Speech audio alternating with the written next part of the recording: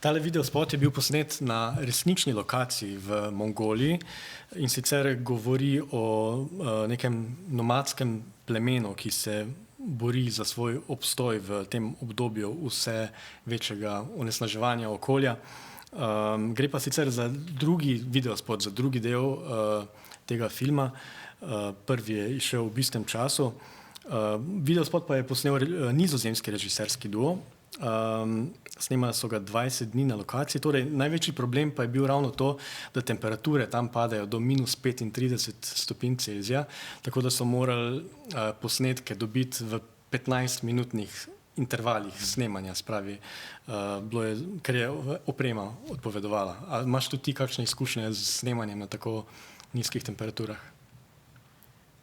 Ne, smo bili izkušeni s snemanjem na zelo visokih temperaturah.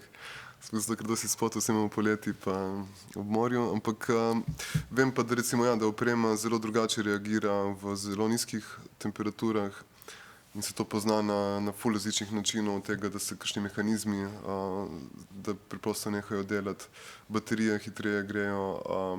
Po drugi strani pa stoji neki plusi, recimo, mislim, da se recimo iz kartic na nizkih temperaturah material hitreje kopira, tako da definitivno je tle ful enih faktorjev, na kateri nismo pripravljeni, ko gremo take pogoje. Tako da 15-minutni intervali je kar velik izziv za planirati pa posnet nekaj takega.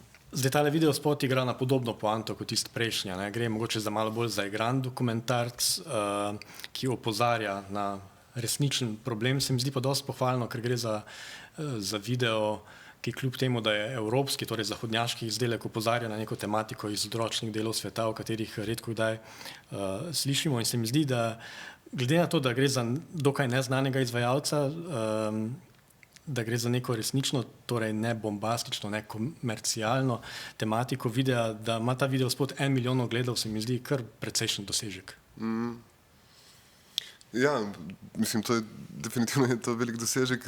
Meni osebno se mi mogoče zdi, da je malo preveč osladen sam spot, se pravi zelo je tak, da je slow motion in se pravi ta jelen malo gre na princeso Mononoke skoraj in se mi zdi, da s tem malo zgubi nek ta naboj, ampak to je zdaj pač moje mnenje, ne.